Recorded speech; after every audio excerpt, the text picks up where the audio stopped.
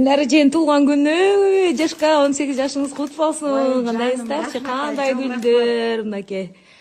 Эң алгач коноктор Аяшым, Роза, Жылдыз эжеке, Гүлнарженин кызы, красавица. Всегда рядом, стол.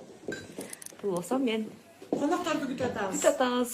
Азыр буйруса бүгүн сонмаям.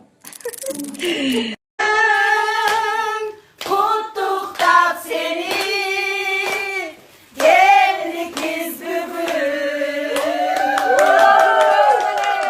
Kutulan günleri. Ruhsat bizler.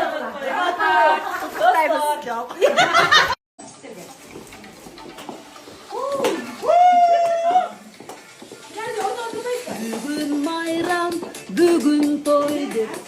Şu cazgılı gününde gül desteler kollu parmak.